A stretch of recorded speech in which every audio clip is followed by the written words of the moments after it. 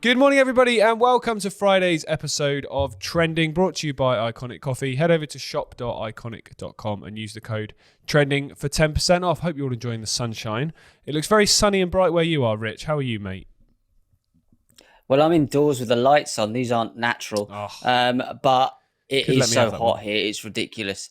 It's ridiculous. It really is. You've got the sea It's to lovely. jump into, though, mate. I can't swim that well, mate. I'll end up in Russia. Good effort. Well, you got a few wind turbines off your area to grab onto if you get in trouble. That's true. Yeah. Right, we're going to start by talking about MAGA, which we seem to talk about a lot because there's always a lot to talk about. So finally, mate, there's some chinks in the armour when it comes to the unwavering, undying support for Donald Trump. He's finally gone too far. So I'm, of course, referring to this Epstein client list that definitely doesn't exist, in which case, why is Ghislaine Maxwell still in prison? Explain that. If the list doesn't exist, why for years has it been talked about? Why is there names? Why has there been so much political unrest? Why has there been so many conversations about something that doesn't exist? Because if it didn't exist, they'd have said that years ago, because it would have nullified all of this conversation. Instead, they've just waited and got the king in charge, and then they've lied to you. And fortunately, people are not all buying it. Some are. Alex Jones still very much is buying it. Apparently, Trump's blackmailing the deep state with the list. Wow. Sorry, Alex. You've undone all the good work you did over the years, mate, just with that comment alone. Yeah. Anyway, MAGA devotees are in uproar, with some even calling for the burning of their iconic red caps, as discontent simmers over the Epstein files, shaking the core of Donald Trump's support base. The Justice Department's recent statement said that Jeffrey Epstein had no client list, didn't at all, and the halting of any further public discourse has sparked outrage, particularly after Attorney General Pam Bondi earlier hints on Fox News that this raised expectations among conservative circles and conspiracy theorists. No, it didn't. It raised suspicions because it's true. It's very true. Epstein clearly had a client list. Very many rich and famous and powerful and influential people were on his jet. They were on his island. They were at his ranches. Some of whom have talked about this over the years, about the fact there were cameras in every room. There was microphones in every room.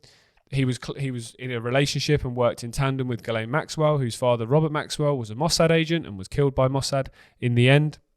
I urge you to read the book By the Way of Deception, which was written by a former Mossad agent, which spoke and detailed how they killed Robert Maxwell. Well, these organisations, like Mossad and other intelligence services, love legacies. So if your dad or your mum was involved, there's a high chance that the children will be invited to be involved as well. So Ghislaine Maxwell's involvement was clear. Epstein was clearly working on behalf of a foreign government, a government in the Middle East, an agency in the Middle East, which no one seems to know which one, though. Well, I can tell you which one. I've just literally named them. And he was clearly running a blackmailing operation to try and get people to be in compromised positions so that then they would do whatever they are told.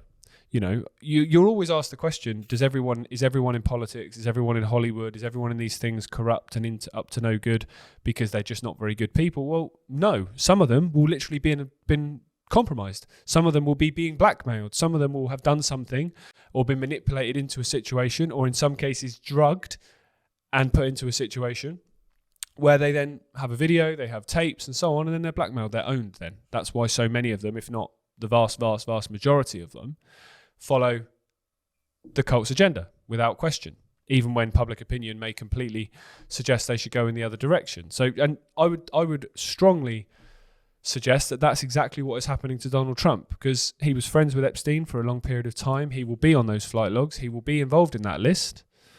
You know, the pretend battle he's having with Musk alluded to that. Well, he didn't allude to that, actually. He said that outright, that the reason he's not releasing the files is because his name's on them. And then just a few weeks after he does that, there apparently is no list, which is, complete sham.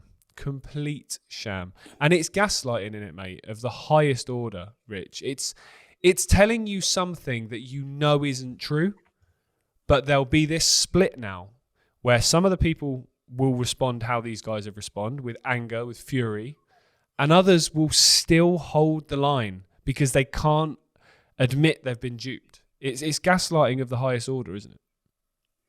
It really is. And I also think they realised that Trump had played his cards now and he's done. There is a kind of symbolic alchemical thing to this, whether it's true or not. I'll just mention it. Now, what happens with the scapegoat, which I think Donald Trump is, and he's put pictures out of him being the scapegoat, having the red tie. When the scapegoat is accepted as an atonement for Israel's sins, the red turns white. Now, Donald Trump started to wear a white hat a lot more lately. Yes, I wouldn't be surprised if the Musk's party is white hat as well. Maybe wrong. But I think the burning of the red there maybe signifies the atonement of his job being done, and then let's move on. And as you said, many of them are going to stick with Trump, but most of them are rightly disenfranchised with this nonsense, as they should have been from the start. But there you go. Some people get there late. They'll switch over to Elon Musk's new party, which is quite obviously a fake fallout and a place to go. Is out the frying pan into the fire. The technocratic nonsense still moves on, and Trump's done his bit for now, so he's got his Nobel Peace Prize for bombing everywhere and killing people. So he'll be off and doing that, and if he doesn't get arrested. But again, of course, there's a list. I mean, Gillette Bryant says that she was never trafficked to anyone.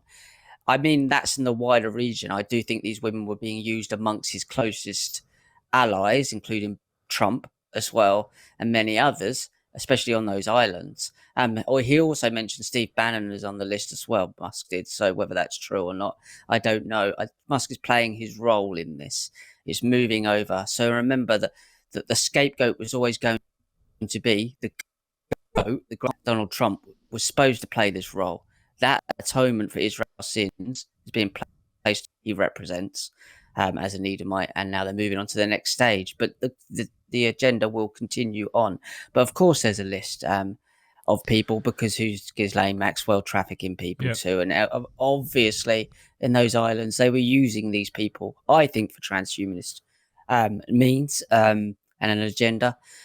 There's much more going on here that is way beyond this list. There definitely is. And if you want absolute confirmation of who owns Trump, and absolute confirmation that there is a list and it will implicate a fair few names that they don't want out, watch Israeli spokesperson Ben Shapiro in his response on Daily Wire to this list. Let's have a listen.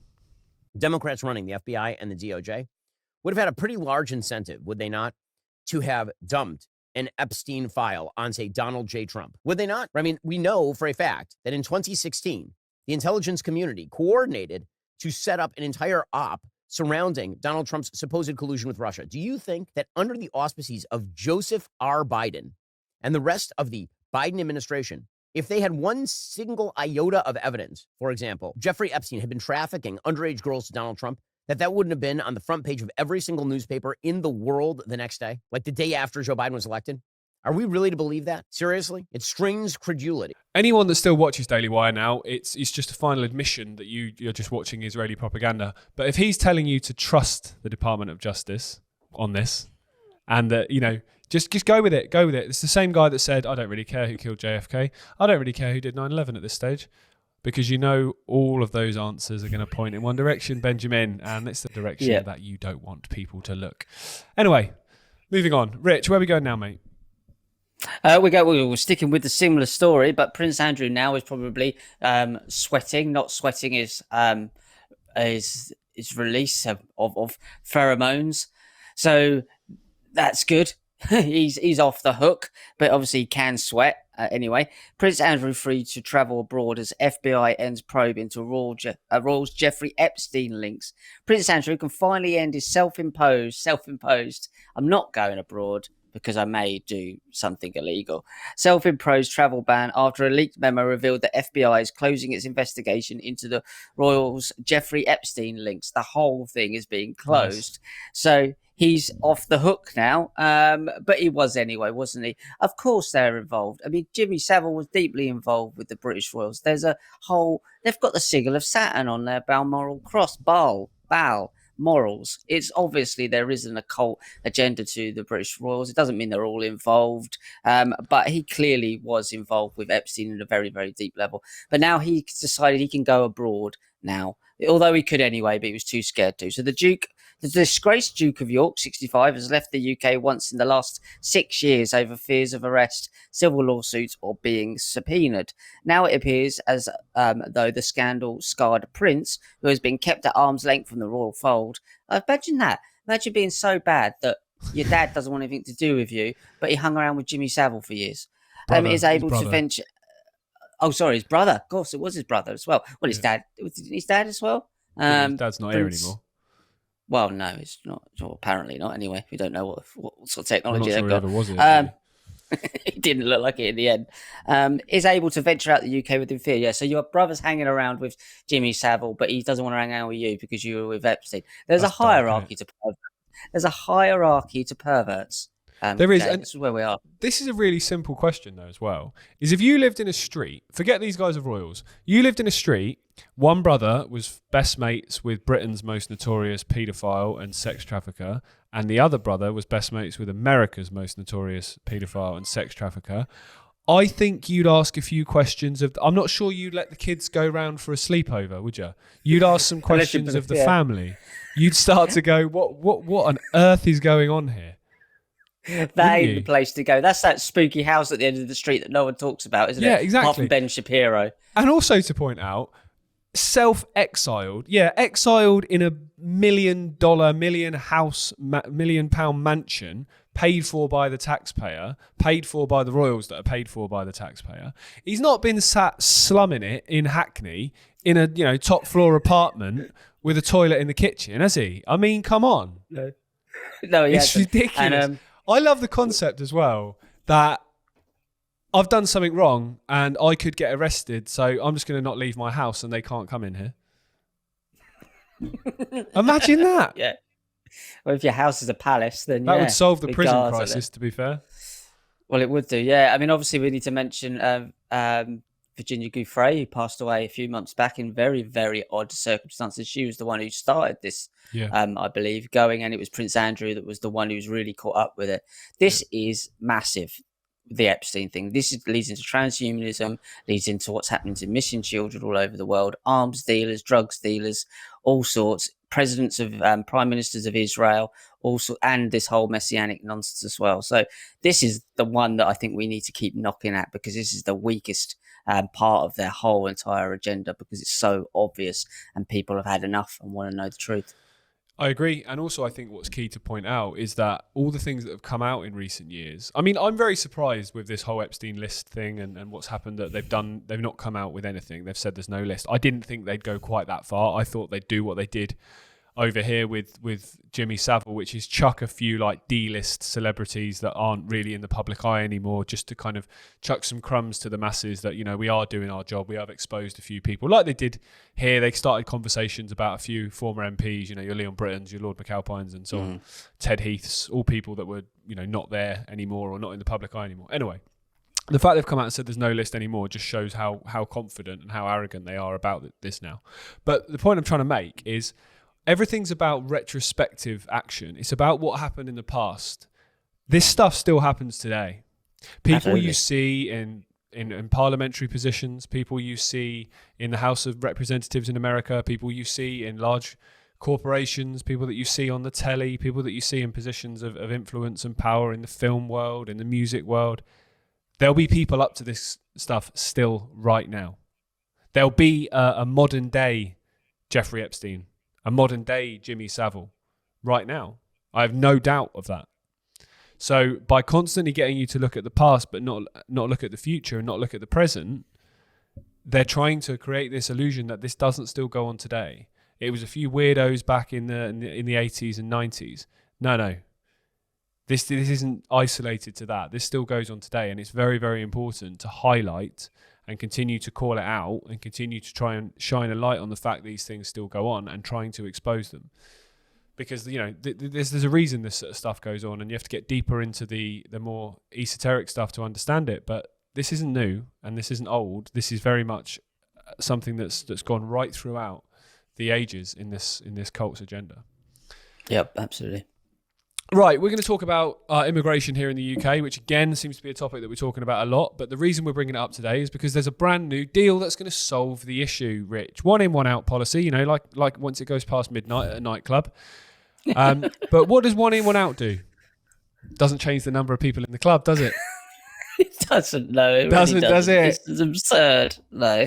It doesn't make any sense, mate. It doesn't make any sense whatsoever, especially when, one in, one out, when there's already hundreds of thousands of people here illegally, undocumented, and there's tens of thousands coming every year. And as we've seen in recent weeks, where the weather's been calm and it's been really nice here in the UK, the seas are calm and the boats have been coming and coming and coming and coming. Quite literally yesterday, when this announcement was being made between Macron and Starmer, thousands across the channel. It's like I did an interview yesterday on a podcast, and I was asked about this issue. And for me, when I was asked what would I do about it, I said I'd put a naval blockade across. That's what I'd do today, and say stops now.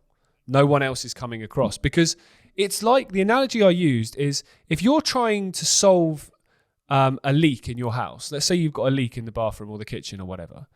Unless you plug the leak and then try and figure out where the problem is to fix it, you're never going to be able to fix the problem, because you're still just going to have rushing water coming in. You're not going to get to the point where you can even find the root of the problem and therefore solve it and stop it happening and create a major fix to stop it continuing to happen. You got to plug it first.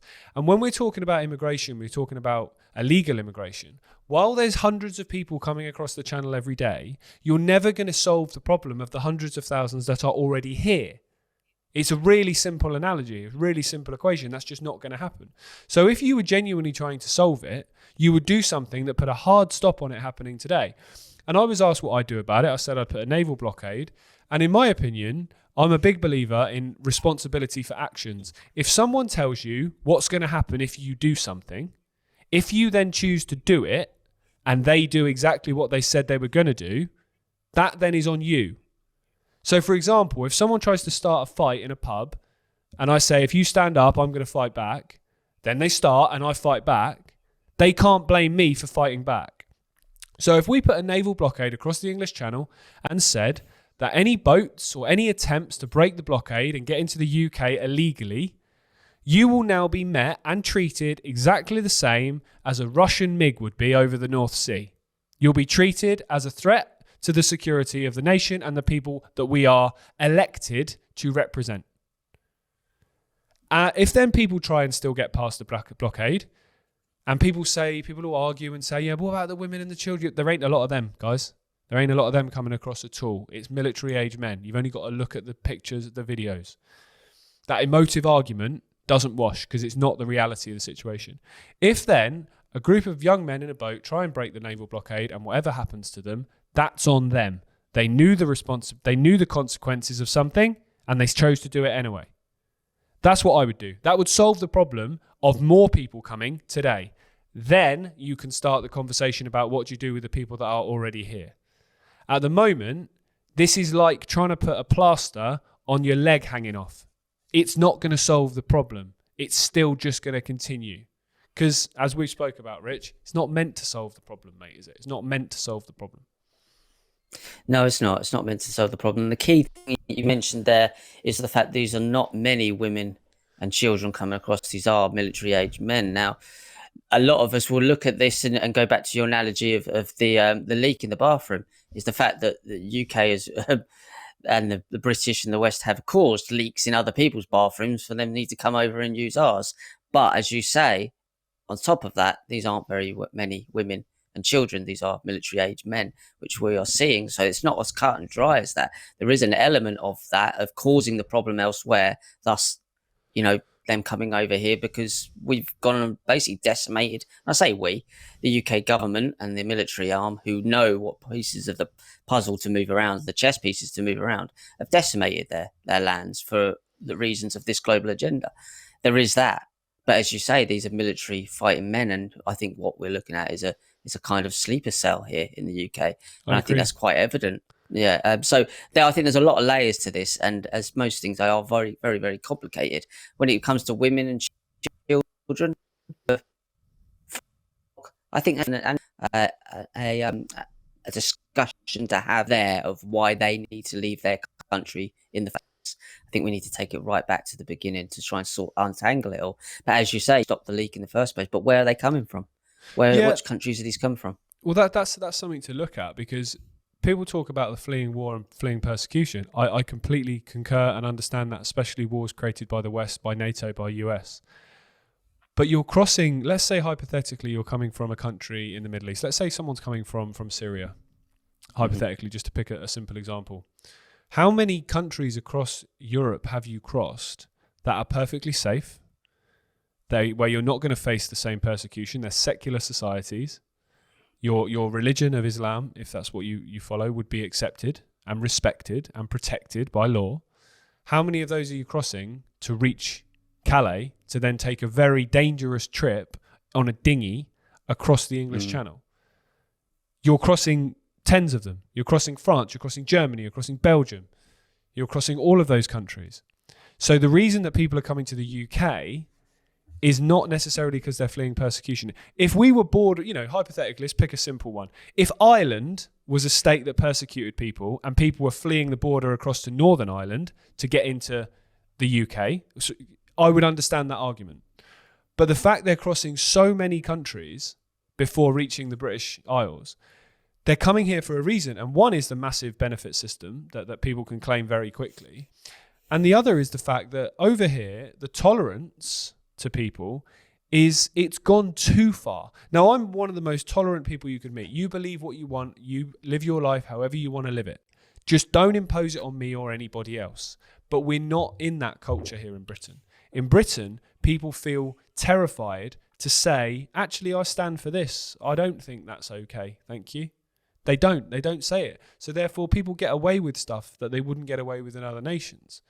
And, we've spoken before about the attempts to destroy the West, to destroy the national identity and culture within the West, to create this kind of melting pot of nothingness, which diffuses any kind of resistance, any kind of pushback, any kind of I'm proud of my nation and I will fight for it to be the best version of itself, and I will fight for my town to be prosperous, and the people within. All that kind of mentality is gone because people are just so beaten down. And immigration is not the only reason, of course. There's multiple reasons for that. But the fact that national identity has been diluted has changed the makeup of Britain. It's changed the demographics of the inner cities massively. I see that here in Derby from the difference from when I moved here, 10, 12 years ago. It's an incredibly different place to what it was then. And I find that incredibly sad. And I think, just to finish on this, Rich, sorry, because I appreciate I'm hogging. I think fundamentally it comes down to a simple word, which is respect. I think most of the problems that we have in the world come down to a lack of it. And I think if you're going into any nation, anywhere in the world, and this is where the racism argument aimed at me and this debate falls apart, because I would say every single country in the world should have the same philosophy, which is that we protect our own first, we protect our culture, whatever that culture is, and anyone that comes into this country, if they want to settle, if they want to raise a family here, if they want to live here, they have to embrace that culture. I don't believe that anyone should come from another culture and then try and impose theirs on where you've gone. And that goes the same the other way. I don't think a group of lads from here in the Midlands should move to Benidorm and try and turn it into, Brighton. I don't think that's right either. Yep. I think it has to work the same way across the board, because the simple question is, if you're fleeing a nation to come to a different one, you're fleeing it for a reason. So why then try and turn the nation that have been kind enough to take you in into the nation you have fled? You want to live in a different country because of a reason. So for me, I've spoken about this many times. I want to live in Croatia because I love the culture. I love the country. So therefore, if I move there, I'm going to get involved in it. I'm going to learn the language. My kids are going to learn the language. We're going to be part of the culture and society because that's why I want to live there. I'm not going to try and turn it into England. That's just ridiculous. And if that mentality was had by all immigrants of all countries going into any country across the world, including Brits going abroad, including Americans going to live abroad, then we'd all get on fine. But that's not how it is, unfortunately.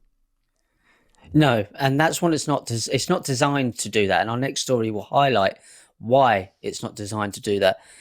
Physical threat from Iran on people living in the UK has increased significantly. I mean, come on, the amount of gaslighting from this. And you can look at it on the political sense of, okay, the UK and the US and Israel and Iran.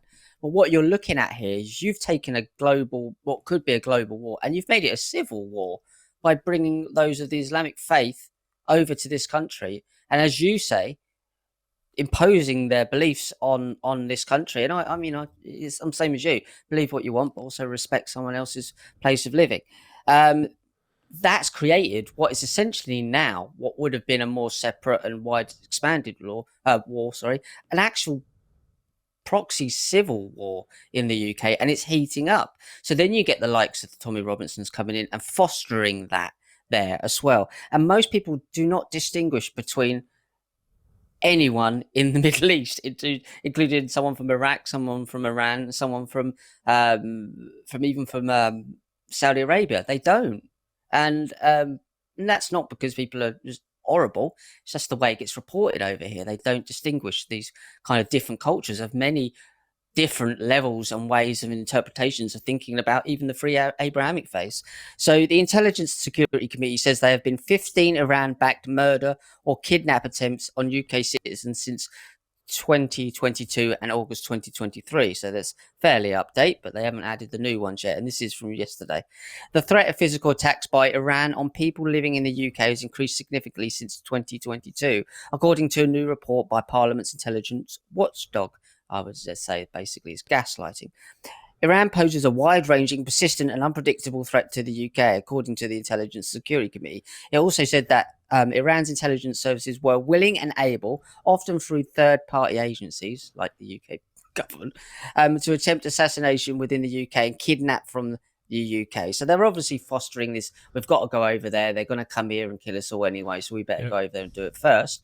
That's part of it. But really, on a level of town to town, village to village basis, that's setting up anyone of the British, anyone who's British or Christian, against those of the Islamic faith, or Turkish, or Iranian, or even Pakistani, because most people don't differentiate that much. So it's creating these false collisions and wars within our grounds, and that's quite obvious to set us up for a civil war here when the time is right, and push the button on that, and also for us to have an excuse to go and take out Iran, so the Greater Israel Project can go on. So you can see these things playing. So why these guys come over in these dinghies, and we call them sleeper cells, that's a very viable question to be discussed.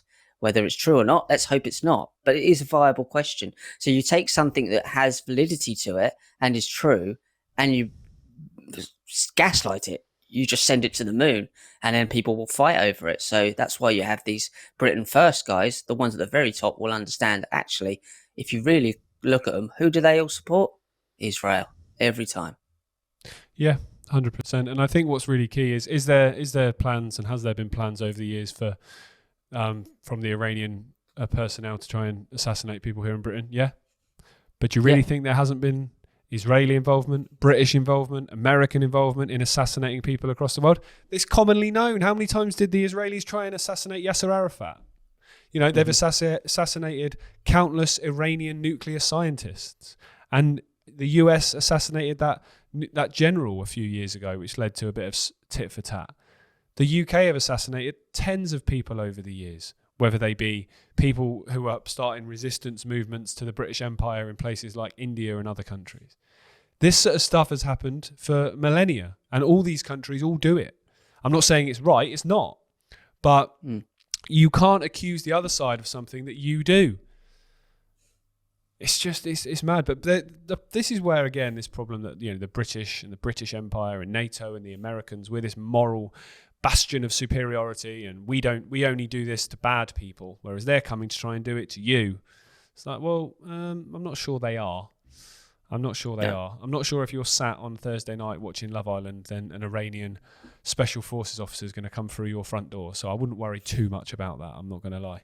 But again, like you say, mate, it's just trying to manufacture this consent, because I always think that they always go a little bit too far to start with to see where they can get, and then they come back and they go again, and they see they're almost like a test run. They see where their weaknesses are. They see where they have to do some work, where they have to manipulate a bit of consent, or where they have to plug some leaks and some gaps. And this little initial tit for tat between Israel and Iran, I think that was exactly that. And it's highlighted where there's some gaps. So one of them, a massive one, is there's no appetite for war with Iran. in the West. There's none. So they've got to manufacture it. Stories like this, the Fatah being put out against Donald Trump and Netanyahu, if then something happened to one of them, geez, that would manufacture some consent among many. I wouldn't be surprised if there's some kind of false flag and Iran are blamed or manipulated to believe it was them. All these things are possible because they have to try and manufacture and manipulate this consent. So all bets are off, really, mate. I mean, every morning when you get up and look at the news, I think we're at the point now where I don't think there's a story I could read that would shock me anymore. Nope, not at all. And I'm just looking this up because we mentioned this yesterday. So Tisha B'Av is the day in 2019 that Jeffrey Epstein allegedly died. So it's the day of mourning for those of the Messianic Jewish faith. What are the chances? And the minute ticking over into that just happens to be missing. So this year, it's on the Saturday the 2nd of August into Sunday the 3rd. Right. So just keep an eye on that, because if there's a false flag that benefits Israel, I would hazard a guess that would be the day that they'd choose. What day was that? Sorry, just to repeat that for people. So that was evening of Saturday the 2nd of August. Into Sunday the 3rd, so 2nd to the 3rd, over that 24-hour period. So it's always ticking over. So why that minute's missing in that video is crucially important. It has a symbolic message. Because in 2000, that date changes, Tisha B'Av, by the way, within a month. So they changed the dates around. So in 2019, it was the 10th into the 11th. So it tipped into that day. And on the 10th, Jeffrey Epstein apparently killed himself. Okay, that makes me nervous. I'm on a flight on the 3rd, but I won't tell you where. I won't tell you which one. There's plenty. I could be on any of them. Anyway, right. Thanks for your time, Rich, mate. I'll be back with you guys this afternoon for Trending in the Afternoon at 2 p.m. Until then, we'll speak to you in a bit. Enjoy your Friday morning. Enjoy the sunshine. Whatever the amber warning says, ignore it. And just be sensible and enjoy some time out in the sun with your family. We'll speak to you later. Bye.